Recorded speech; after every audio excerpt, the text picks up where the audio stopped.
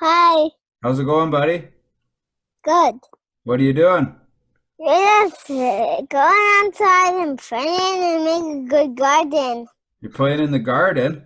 Yeah, What are you doing in the garden? that's the friends we can do them fat. You're planting Cool. plants? Yeah, Did your dad vegetables. did your dad build the garden? Yeah, Did he do a good job? yep. That's good. Goodbye. Bye. See you, buddy. Oh, that's funny. Is Yeah, he older or younger one? he's the older one. Yeah, Yeah, Bray's he's younger. 4 Breas too, so Right. but having me buddy. I guess let's start in the Western League back in your playing days. You're an eighth round pick. Obviously, it's pretty late into the draft. Did you ever, at the time, did you know you wanted to play in the Western League? Was there ever a doubt? And you end up having a pretty good career there in Swift. So I guess Yeah. talk about the beginning of that process and what it was like.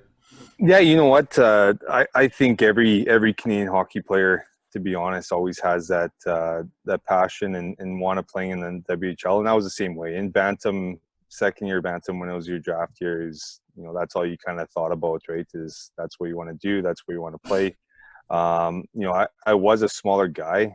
I was probably 5'5", 5'6" in Bantam, so I didn't really hit my growth spurt until kind of midget hockey, and even my first year junior. That's kind of when I finally grew, right? So kind of being a smaller guy, maybe back in the day, it was always big guys, big physical guys that can put up numbers. That was kind of just the hockey back then, right? So Mhm. I was fortunate and happy I got picked by Swift. I know, talking to my dad, he kind of knew I was, that's where I was kind of going to go. But definitely it was an awesome organization that I was a part of.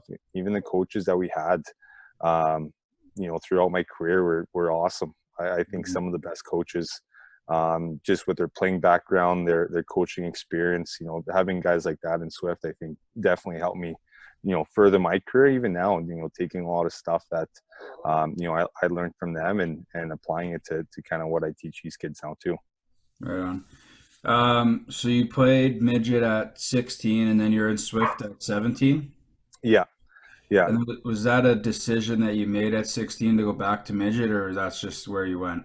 You know what? Looking back now, I think everybody's view is, at 16, you always want to play junior. Right? You have some of your buddies leaving, and they're going now. But to be honest, I had probably that was my 16 was I had an unreal training camp. Like I was, top three in points with other guys and veterans in the lineup and playing exhibition games and doing really well. Looking back, it was definitely the best thing for me. Being on the fourth line in and out of the lineup at 16, that's a tough spot to be in, right? And you're away from home for the first time.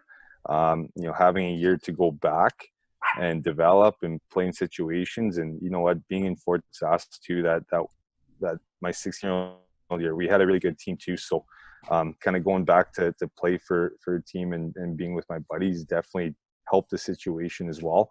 But no, you know what? I think every kid nowadays, they always want to go and play at 16. But to be honest, my views have definitely changed. Even my 17-year-old year, I was happy I went back and was able to play, and I think that just made me a better player in junior, because my 17-year-old year, I definitely had a lot of ups and downs and learning experiences. I couldn't imagine doing that at 16 and at 17 doing that again, right? So just the type of player I was, I knew I was going to be more of a depth guy my early couple of years before I kind of moved up the lineup when I got a little bit older. So being able to go back, work on my craft, work on power play, PK, get stronger, get faster. I think that was all benefits of me going back to midget for Mhm. my 16-year-old year.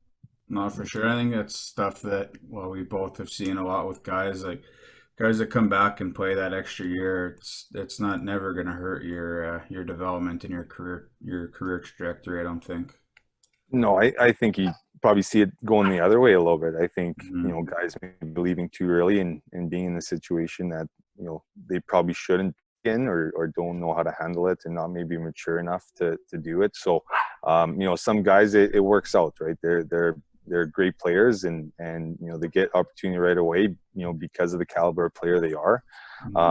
But to be honest, it's that's the 4% of players, right? I think everybody, coming back and being able to mature and grow and be a leader as a 16-year-old on your midget team will just help you further in your junior career. Yeah, and I think just that opportunity to go and be a leader is invaluable experience for guys to have at that age. Going back to, I guess, well, the way things are now, like these players have agents at like 12, 13 years old, it seems. When was the first time you started dealing with one? You know what? My draft year. I got the little puppies going crazy here, but you know what? It's a different world we live in, right? Like I understand with the agencies they do have to get it's a race and it's very competitive, and they get you guys young. But I actually didn't get an agent till midway through my draft year.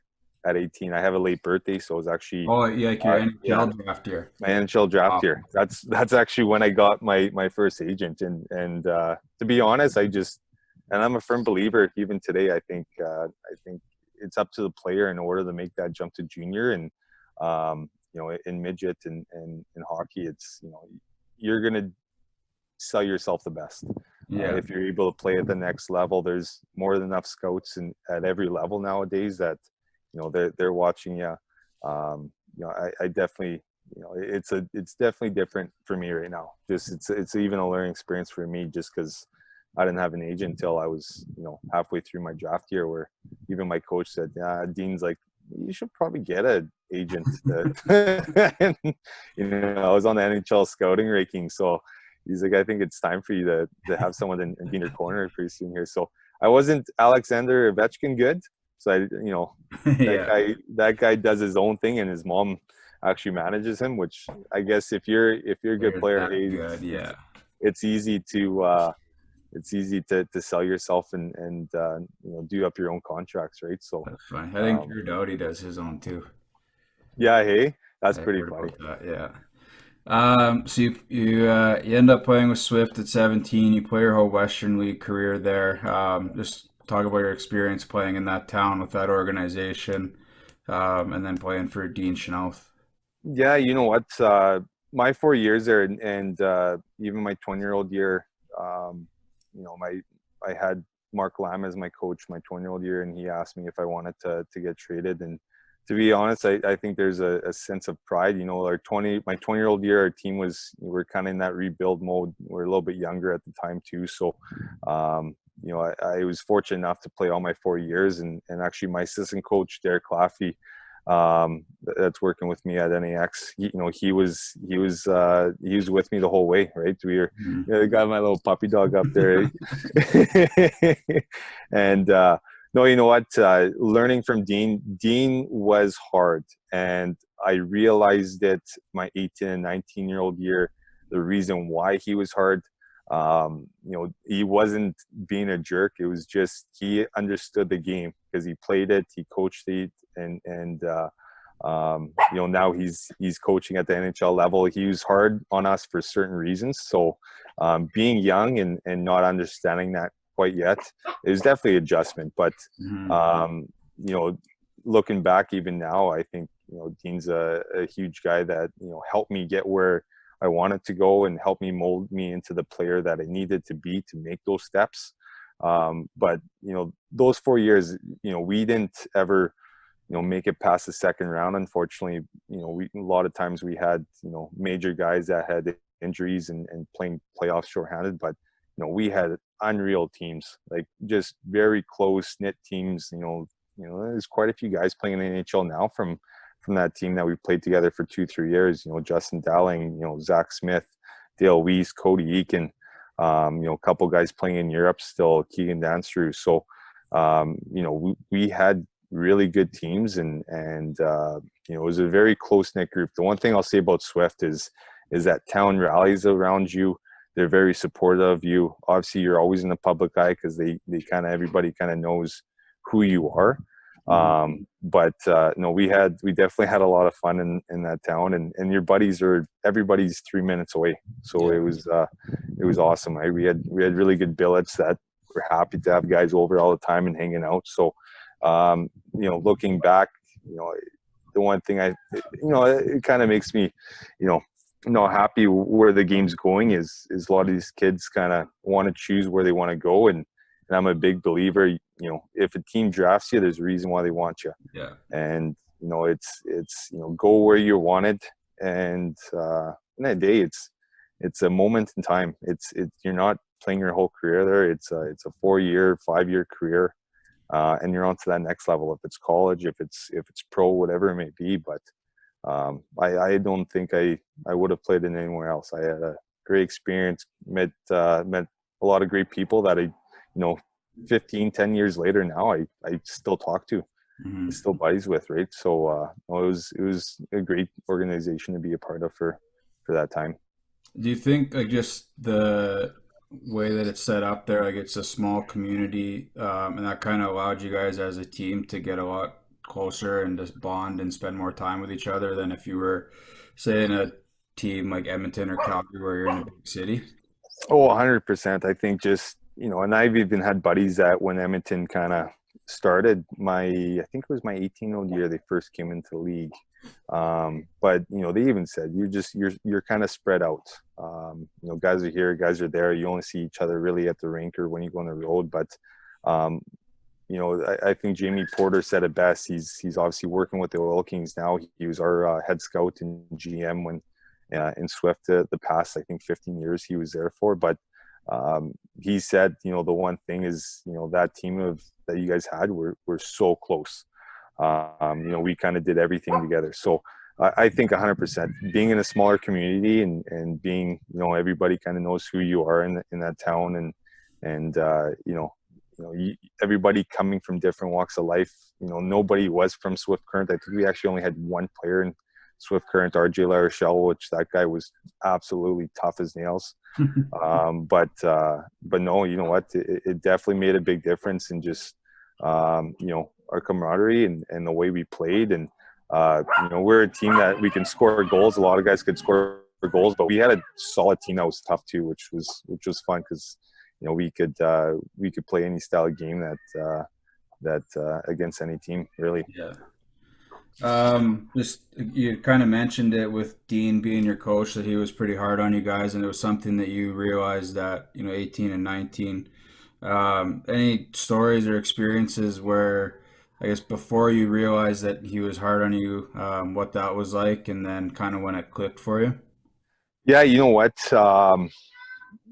I think just our approach, he was always an approach of to be a professional. I think that's the biggest thing. He wanted us to learn how to be a pro, and that got us to that next level. So sometimes you got to embrace the grind. So, there's days where, you're on the road, you're getting up, you're practicing your morning skate, you have afternoon practice.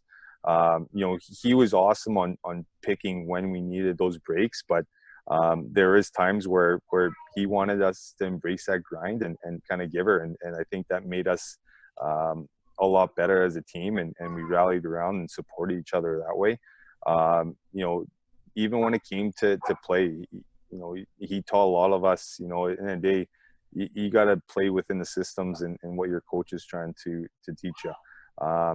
You can't veer off away from there, because at that next level, it's, if you're not going to play what the coach is telling you to do, then see you later. You're either traded or there's going to be another guy taking your spot, right? So he was awesome on playing hockey the right way with good habits, not cheating, supporting each other, making sure that he held us accountable, right? So a little old school, I would say, but man, that guy was fair. He was a player's coach. He might have been hard on us, but a lot of guys liked him, and he was always going to be honest. That's one thing I took from him, and I took from my last one of my last professional coaches, Jamie Russell, is, and that's what I took out of both of them, is I don't want to be lied to. Even if I don't want to hear it and it's going to hurt my feelings, I'm a big boy. I can handle it. I'd rather them be honest with me, and I know where I'm at in the lineup, or know where I need to do in order to prove. And that's what he was. He was honest with all his players. He told you where you sat. He told you what you needed to do, and straight up tell you, this is what you need to do if you want to make it to the next level. If you don't do that, well, hey, you're going to have a good school experience, and that's the route for you, right? So, that's a lot of what I heard from, I learned from him. Couple stories I have of him. My first year, I just made the team, and being in Swift Current, it's a small community. I thought, hey, we have a weekend off. We played 1 week later. It was just after training camp. I made the team. I decided to go to a school party, and I'm at 2 a.m. I'm walking home, and walking home from to my billet's house, and I get to my billet's house. Okay, hey, I didn't get caught. Just young guy. A couple of us rookies went out together. Next morning I go to school in the morning. We practice at 2:30. I show up at the rink, and I walk in, and always the school kids always came in later. And I see every veteran with only 2 colored jerseys on, black and white, all fully dressed. And I walk in, and I'm just like, oh crap. I stomach dropped. I knew, man. I was like, I got caught. So I get in. Dino's like, Tazz, come here. So I go there, and I'm in the room, and he's like, what you do last night? And I was like, hey, like he knows what I did.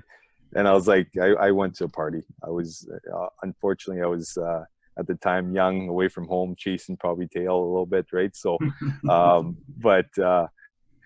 he's like, and I asked him, I was like, I just want to know how you found out. Like, he's like, I got eyes everywhere. Actually, one of my buddies was driving home and sent me a text that said you're walking home on the main street. So it was always later in my career, it was always the back roads. That's how I got home. Yeah. But I stayed away off the main street. But oh my God, it was that was quite a learning experience. You know what? They called my dad.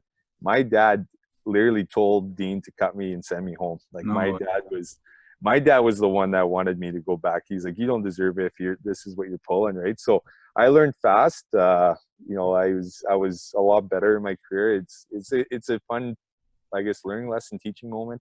Yeah. In the end of the day, I know even when Jamie Porter was still working with Swift at the time, that's a story he actually brought up to new families coming in and current families with how the eyes are always on you. So I learned pretty quick there, but that's going to happen in junior. It's one of those things that I rather learn early, but yeah, I can tell you, I definitely learned my lesson. I wasn't, let's say, the favorite rookie for probably the first month and a half. So I kind of ate that a little bit. I'll take my lumps. And in the day, I made the whole team skate, and I was always a team guy. So, they had to skate for a full hour and a half because of me. And then I had a little extra time on my own, but, no, it was good. You know what, learning lesson, but there's always a consequence. If you're going to do something dumb or break a rule, there's always, that's life. Yeah. There's always consequences to life, right? So at least he had a funny way of doing it too, right? So your draft year, you get drafted to Dallas. Just kind of talk about that whole process. You kind of mentioned you got an agent that year. And I guess for you, things probably got pretty real then, and the reality of playing professional hockey. So just kind of how your mindset changed, if it did, and how you prepared for that, and just going through that whole process with Dallas. Yeah, through the whole year is something that you try not to think of, and it's always going to be on the back of your mind, right? So as much as you can as a player, you just try to play and not really worry about everything going on. It's definitely hard in the sense of, there's always rankings coming out.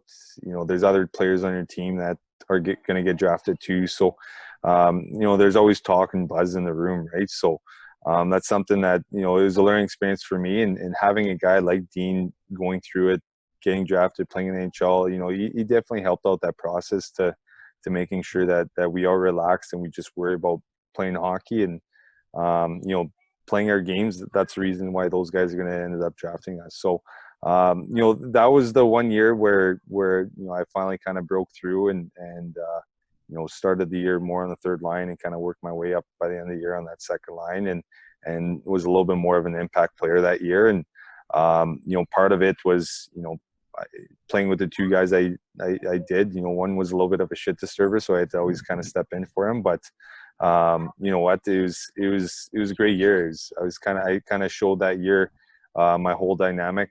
I could put the puck in the net as well as, you know, I was a team guy, and could fight when I can, right? So, you know, it was a great year for me. It was a good draft. I guess it was a good draft year for me. It couldn't have gone any better, playing wise. And tell you the truth, you know, talking now to the old Swift Current staff, they kind of knew Dallas was probably going to pick me. I didn't actually have a lot of communication with them, to be honest. And I know some teams do things differently. And, you know, I had I probably talked to Islanders and a few other teams actually a bit more, you know, than them. I know one was Nashville, one was Islanders. I probably talked to and touched base with more than probably Dallas at the time, right? So, you know, knowing what I know now, you know, Dean's like, I knew you were going to Dallas. It's just a matter of when.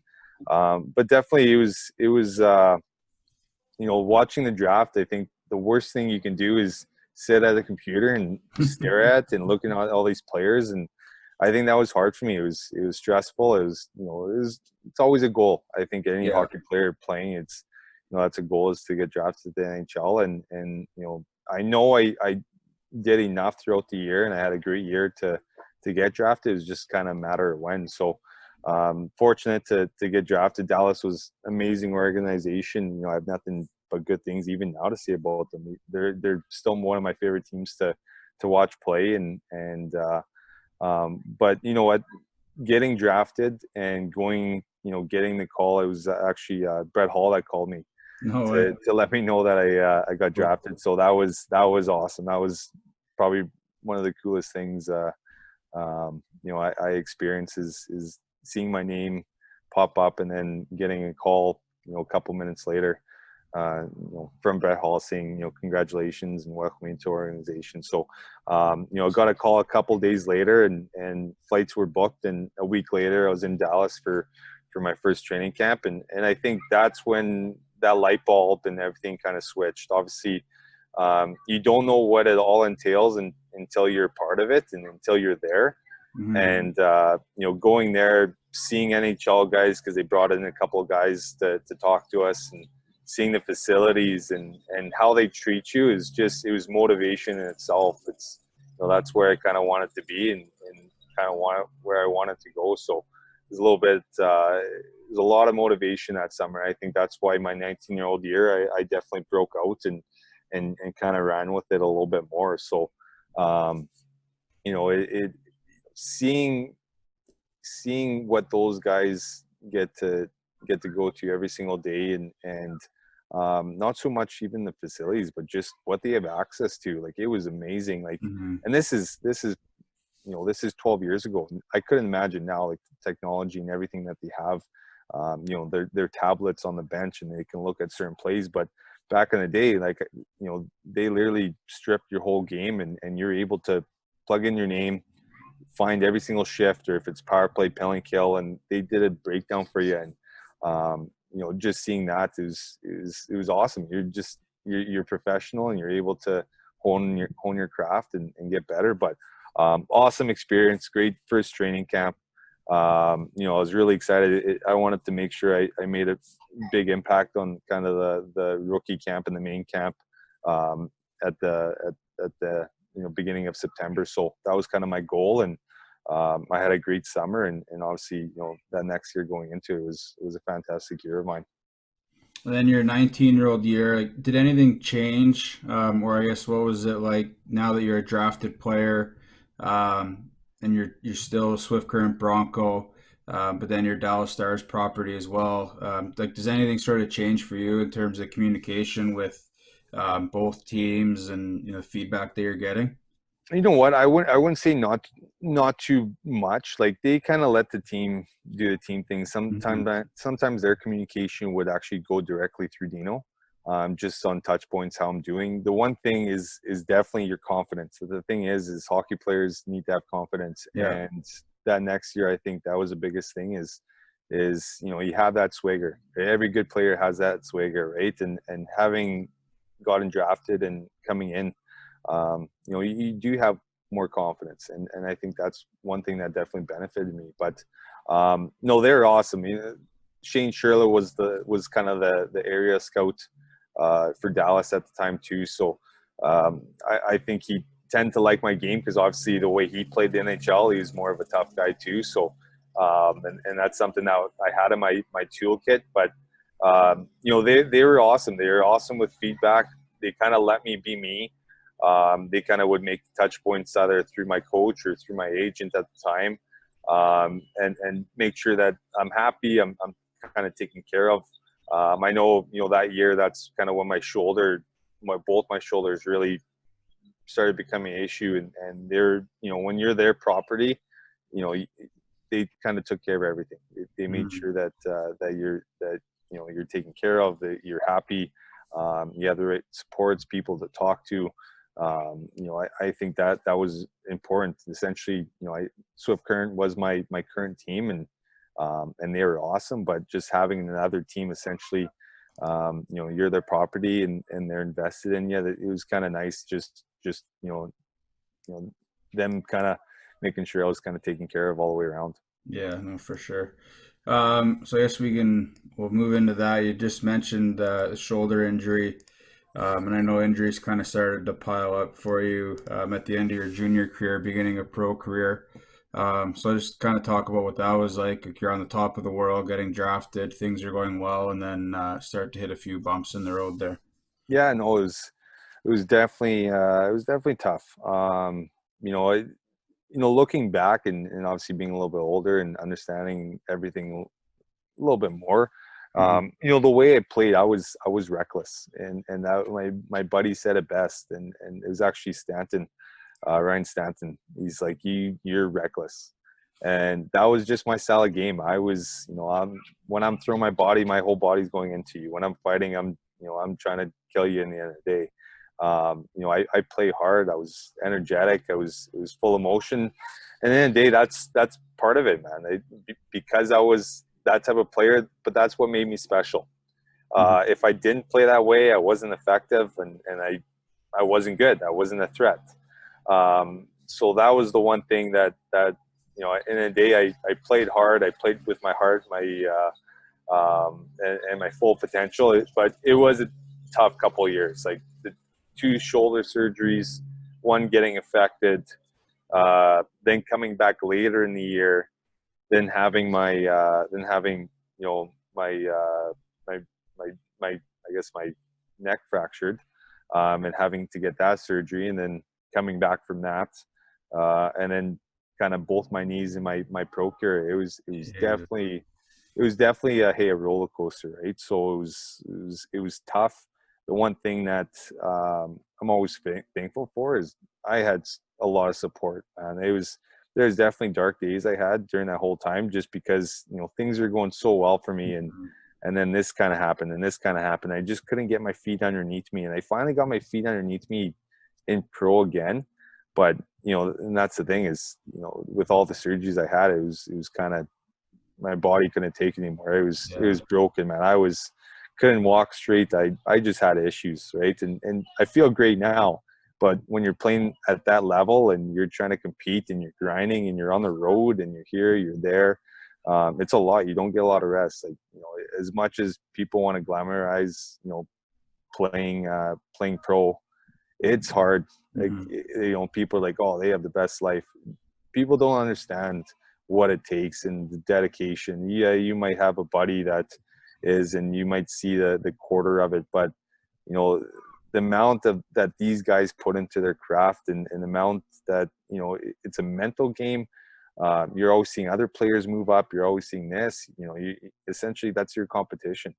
And you know, I was fortunate to have my family, have my wife now, my girlfriend at the time, and even Dallas, like and that's what, even today, like, they could have easily wrote me off and said, man, unfortunately, like, we're going to have to go another way with your injuries. But they did all my surgeries for me. They gave me another shot, and they gave me multiple shots. And I appreciate that. That's something that I'll always be appreciative of, because I think I would have maybe went the other way if you know, they didn't have that support, and they kind of gave up on me, right? So, but it definitely it probably made me a stronger person today, to be honest. And I think, you know, me coaching now, I have guys that are going through injuries, and a couple of them had surgery. So I'm able to at least kind of relay my messages and what kind of helped me, and kind of the process, and not to worry about it, because in the day you can't control if you're hurt, right? Or if you're waiting to get back on the ice, or you're doing physio, right? It's just one of those things that you can't control until it's healed. So it's definitely a lot of learning lessons, made me a stronger person, but it was tough. It was a tough couple of years. That's probably the only damper I would say in my pro career. I wish I didn't get as hurt as I did, and I think my path would have been different. But in a day, we all have a different path, and stuff happens, right? So it is what it is. But definitely, it was a tough time in those years. Yeah, for sure. I think that's something that, and I've always admired about you in the time that we've got to know each other, is knowing that, like, just how hard it was for you going through that. And it's never ever been an excuse from you. Like, it would have been so easy to just kind of go the other way and kind of fall off the rails. And obviously you're doing incredibly well for yourself now. And I think it just speaks to the volume and the character that you have. And I think the guys that get to play with you are pretty lucky. No, thanks, but I appreciate that. So you go play in Vegas. Before Vegas is known as the Vegas, like, hockey. Yeah. So what was that like, getting to play there? Before it was a hockey town. That place, I miss that place. I still call that place my second home, to be honest with you. But it was awesome. We played in the New Orleans arena. I actually think Vegas is actually putting their farm team there as well. So it was a gorgeous arena. We had an unreal setup there. Our living arrangements. When you're living in Vegas, everything is nice, to be honest with you. So everything was clean. Everything was nice. You had the strip literally 7 minutes away from my door to MGM. So, you know what? It was a touch and go. Let's see, the first couple of weeks. I think when you get there, it's like, holy crap! Like, yeah. I'm playing in Vegas. Like, the weather's gorgeous. The place is awesome. But I was amazed with just the support. And we played. It was the East Coast, right? So, I was amazed with the support that we had. Like, we would sell out our rink on the weekends, and we had. That year we had on paper we had an unreal team, but the issue is you're playing in Vegas, right? So, but you know what? The easiest games I've ever played was playing at home. Like, when you went to Vegas, when teams flew to us, they're going up. Yeah. They didn't want to play hockey, man. Like, man, there's times I didn't even get hit. Like, it was like, I laughed. Like, I'm like, okay, this is the benefit of playing in Vegas is like, guys want to go out, and they're going to go out in Vegas, and actually it make me laugh because Huxley played with me. He's out of Wainwright. I know he does some pep stuff, and he has his kind of hockey academy out there, but he was tough as nails. But I laugh because he actually worked for one of the places. He essentially would set up reservations, and when teams came in, he'd make sure that they're hooked up. They're hooked up with certain bars and nightclubs. And I laughed because it was he's like, yeah, boys, they went out, we're good. Right? So it was easier for us to kind of pick our time because that's where we lived. Yeah. So obviously, if we had a game the next day or this or that, we were able to be a little bit smarter. Not saying that I never played guilty, because I think some of my best games is when I was a little bit tired and playing guilty in that sense of things. But no, you know what? When it came to just the fans in Vegas, just the people, like I met so many incredible people that I still even talk to today. So I was able to go to a bachelor party out in Vegas last summer, and I was able to see all my friends down there again. And but it was awesome. There's always going to be a jealous part of me of guys playing there at the NHL level, but awesome. I'm glad that city has hockey, because like I said, we play in the coast and we get 10,000 fans at our games, and they were amazing. Awesome and reckless. And some of the best games there is I laugh because I'm new to Vegas, and obviously everything's different there. You're allowed to do anything there. Well, not anything, but pretty close to. and we'd have these midnight games. So the game started at 12 at night, and it was kind of like more like an industry kind Yeah. of for the people that work there and stuff like that. So literally we're taking pregame skate at like 3 a.m. or 3 No p.m. way. Sorry, 3 p.m. going home, napping, and then literally you're showing up at the rink at 10 at night to play a midnight game. And we did a couple of those, and honestly it was awesome because they did a little bit more industry nights. So you know, it was rocking. It was a lot of younger crowds. Obviously there wasn't any kids there, right? Just it being the time of night, but those are great times. Those were good That's games. unreal. It's like Uh, working the night shift. Oh, it was. They actually had a few different things. They did like you had to be 18 plus in order to go to the games, and you know, they had certain bartenders and stuff working at the game. So it was fun to experience all that. And like I said, we had a great room. Our owner was unreal, and that's kind of partly the reason why I think the East Coast team just got pushed out, is because they knew the NHL team was coming in, but. You know, I'm happy though all those people are able to have hockey still because they're passionate. But a lot of memories, a lot of good things from that place. And you know, the one thing I will say, and you know, Vegas is so much more than a strip, man. They have so much, like even hockey, hiking, and Red Rock that they have right by them, and all the trails there. And then if you go 20 minutes down, it's, you know, they have a bunch of hot springs there too. So there was so much that I was able to explore. I was definitely the yes man. I think that's one thing that I wanted to be in my pro is going to so many different cities. I want to see the whole city. I want to do all the fun stuff that they have to do. And if it's hiking, if it's doing this or this attraction, whatever it may be, I wanted to be a yes man. I didn't want to sit at home and kind of do that. I kind of wanted to be out and experience stuff, right? So definitely it was a great memory of mine, and something that I'll always you know, tell my son when he gets older. You were there before the Knights. I was there before the Knights. Did you guys have like lots of hookups with the casinos and bars there too? You know what? We were very well taken care of. Yeah. Awesome. When it came to us going out, we would get bottle service and get VIP service. Like we had great hookups and great people that supported us, and that wanted us around. We were a great group, and we like to have fun. So you know, even shows, I saw every single show in Vegas. Really? I that was a yes man. Every comedy club I would go, you know, and I think that's why I had a good year, and that's why I went to the comedy club at least once, if not twice a week. And I would go see the Circus Soleil shows, which, man, talk about honing your craft, man. Yeah. Those guys are absolutely amazing. But Yeah. I tried to just experience Vegas, and I tried Yeah. to see the shows, and you know, unfortunately, you know, seeing all that didn't come to the expense of my pocketbook, because we had people that you know, liked us going to those and would help us out for tickets all the time. That's awesome. Were you still taking the back roads home?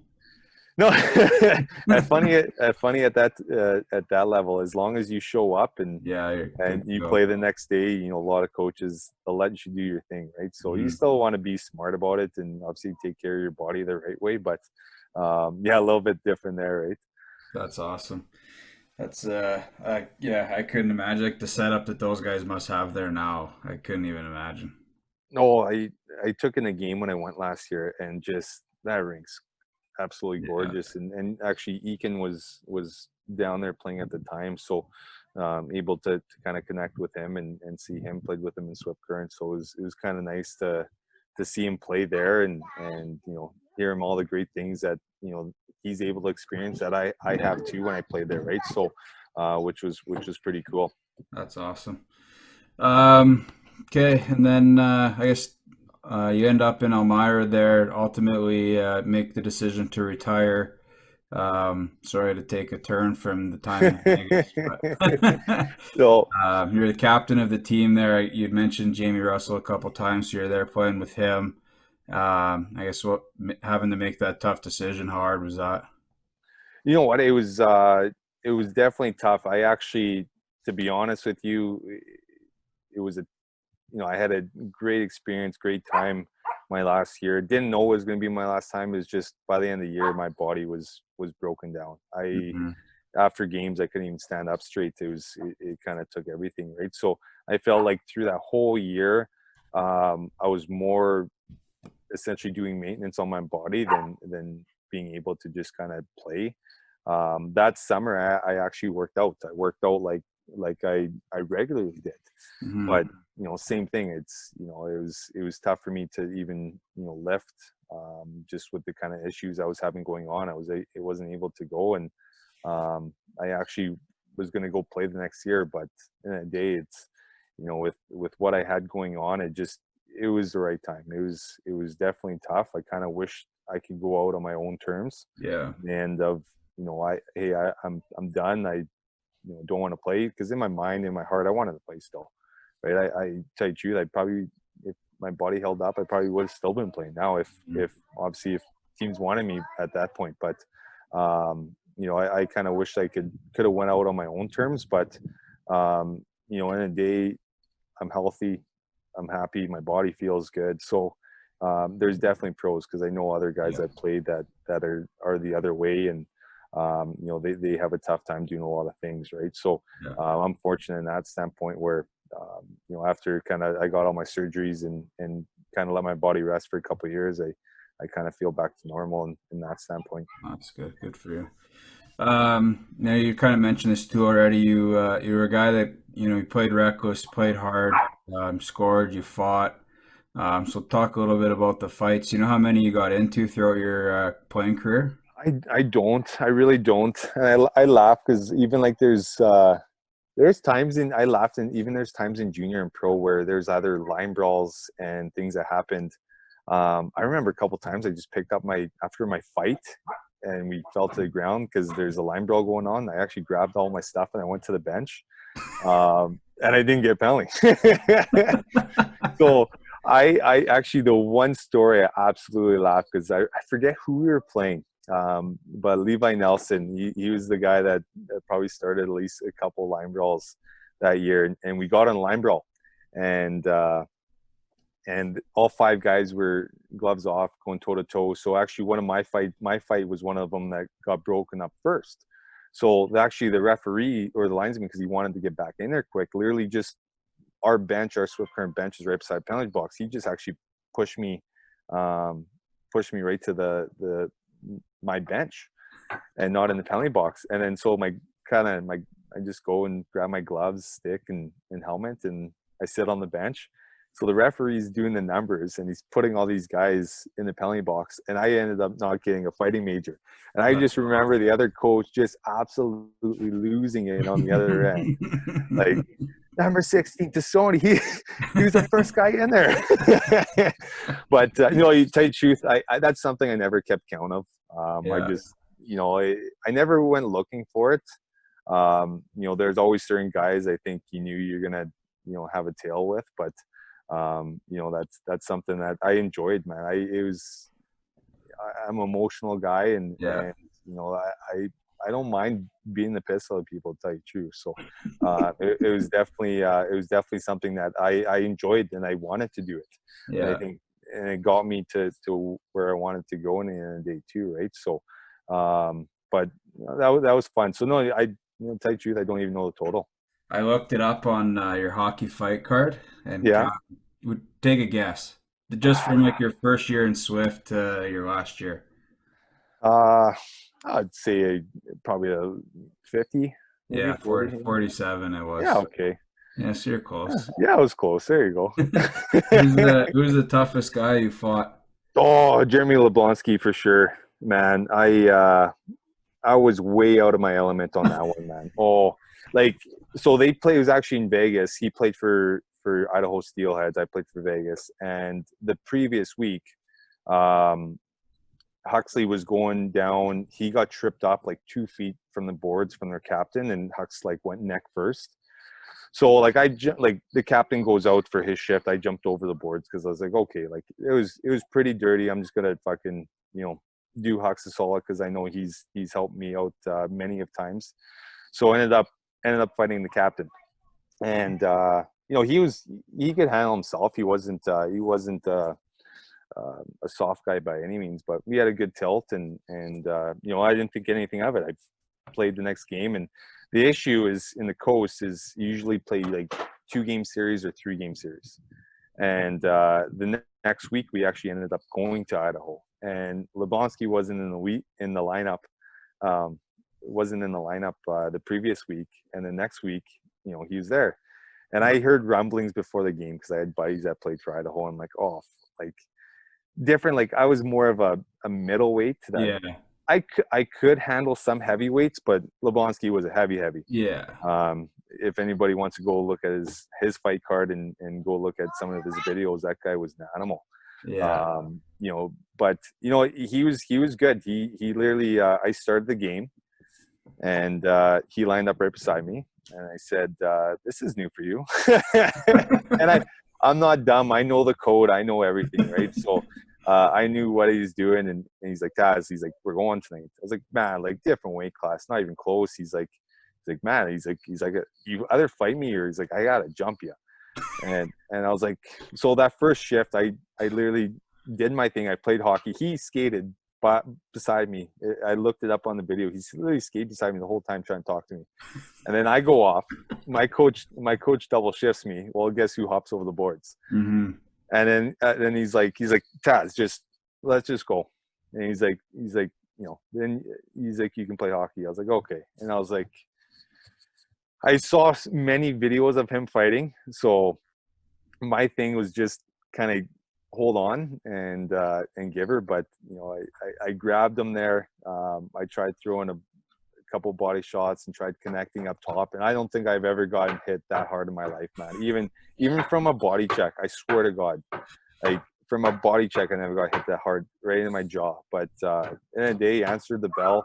And that guy, he was a class act, man. He wasn't arrogant. He wasn't a dick. I actually, to tell you the truth, I think he could have probably murdered me more, but I think he kind of knows that respect of different weight class and who he was fighting in that regard. But no, he was definitely the toughest. As soon as I grabbed on, I still remember it. As soon as I grabbed on and he grabbed my jersey, I've never felt the strength and being like, and I was like, okay, oh, but no, you know what? He did a lot of MMA stuff too. Yeah, right? that's what I thought. Yeah, that guy was tougher than nails, right? But no, you know what? Mad respect for the guy. He gave me props after we fought, and he's like, "Tell you the truth," he's like, "I didn't even think you were gonna fight me. I thought I was just gonna chase you around the whole game." So the guy would have played probably a career high in minutes that night if you didn't. But no, he was probably definitely the toughest guy I fought for sure. Any other good fighting stories? You know what? My couple favorites were the couple line brawls. Like I said, in Swift we had some pretty tough teams. So the line brawls were always fun. I think we always kind of got the end of it. But probably my funniest one, and I'm buddies with him today, is Tyler Bunn. So he was playing in Wichita and I was playing in Elmira my last year, and the game got a little bit out of hand. It was 5-1 us. I made sure I scored the first one on him, and I let him know. But the game was kind of just getting a little bit rough. There's already 2 fights that happened in the game. So it was a whistle and it was scrum in front of the net, and there's one fight going on. And I probably started this one because Bunzi looked at me. He's like, "Tazz," he's like, "Let's go." I was like, "You're goalie." It's like, "Tazz." He's like, "Oh, let's just go." Like, he's a buddy of mine. I was like, "Yeah, if you want to go." And I was like, "Drop your gloves first." I was like, "So you're starting it?" He's like, "Okay." So he's getting off his glove, and as he's getting it, I'm trying to get at him, and then I get just a guy flying one way, grabs me. I ended up fighting him, and then everybody kind of partnered off. Actually, the worst part of it is the goalie fight got broken up. The first, they weren't even able to fight. Bunzi came to the middle of the ice. Our goalie came to the middle of the ice. They're squaring off. Both linesmen bull rushed. I'm like, you gotta let the goalies go. Break up the other fights that have been going on for some 10 seconds already. But no, I laugh at that today. Like, that was 5 years ago. But just how I started the line brawl just with my buddy. And the funny thing is he's a goalie, right? So, Yeah. but you know what? No, it's that's something that was always in my back pocket. I had a tendency on if I left a team and I played them the next year, I always ended up fighting somebody on that team too, just if I disliked the coach or something like that. But I had a temper, man. I just, Yeah. you know what, in the day, I always wanted to protect, the players on my team, make sure that they were kind of happy and felt comfortable. And I enjoyed that side. So, tell you the truth, the one thing I would say about Americans is you're always a fan favorite if you drop your gloves. If you score goals and drop gloves, you're an auto. But I think there's no better feeling of scoring up with someone and just you hearing the crowd roar. That's sometimes it's actually just as good as a goal almost, right? It gets the boys fired up. But those are probably my couple favorite ones. Yeah, I know. And I even like when I posted on Instagram that you were coming on here and asked people for questions, like I told you earlier, like CJ Stretch right away was asking how many slashing penalties he's had in his career. And I remember Chris telling me a story when they were playing you guys in the Coast. You were one of the better players on the team, and Chris was telling, I can't remember where he was playing, but he told everyone on his team, like, just hack the guy in the back of the leg, he'll lose his mind, and then he's done. And sure enough, someone did it, and Chris was like, yeah, and then we dealt with him. He was done. Oh, God. See that? You know what? Sometimes I use my 6 as a tomahawk. I got and that's the thing, too. Like, I probably got away with a lot then. A lot more now. Like, now I'd probably be, I would definitely have to change my game dramatically, right? But no, it was something else. I had that tenacity. I had that no give a shit, and I'll bully you, but you can't bully me, right? But a lot of times it worked to my advantage unless I had a buddy on the other side telling all my secrets. But so, you know what, I wouldn't say I was dirty. I was never dirty, but you'd know I was there and I was around. What was the best place you played in? Man, you know what? I was so fortunate to play in the places that I have, right? Like getting drafted to Dallas, playing, being in Texas for a bit. My first year was in Idaho, and I never went to college. I went straight to pro, and I got the college feeling. It was, Boise State was huge. It was a huge college town. That place, they were there for a long time, right? So the Idaho team got treated very, very well. And but to be honest, they were all so different. And I don't know if I can pick just one. Like, Idaho was good. Vegas was awesome. Ontario was good. Elmira is upstate New York there, but smaller town, older, but we had an unreal team where team was close. It kind of reminded me a little bit of that Swift Current feel, to be honest. But if I had to pick a place, it would for sure be Vegas, to be honest with you. Without a question, let's not lie. It's with the weather and like I said, the way we got treated and how people supported us there, it was awesome. Yeah, how do you not pick that? No. Well, we'll wrap it up here. I think maybe we'll get you on again here to talk more about your coaching career that you've kind of started for yourself. So I think that's just a whole nother conversation. We've already been going here for quite a while, so. No, for sure. Appreciate you taking the time to do this. It was good. Hopefully some good laughs for people, and we'll get you back on here again maybe in a couple weeks and get the other guys on. Part 3. Yeah, we'll do part 2, 3, and 4. No, that's the one thing I like to talk. Yeah, it's never ending. I think sometimes my wife gets a little bit annoyed, but I think she's used to it too. She's able to zone me out, but no, I appreciate you having me on, and it was good chatting with you, and looking forward to coming back on in a couple weeks. Yeah, sounds good, buddy. Thanks. All right, buddy. Take care. Talk to you later. Bye.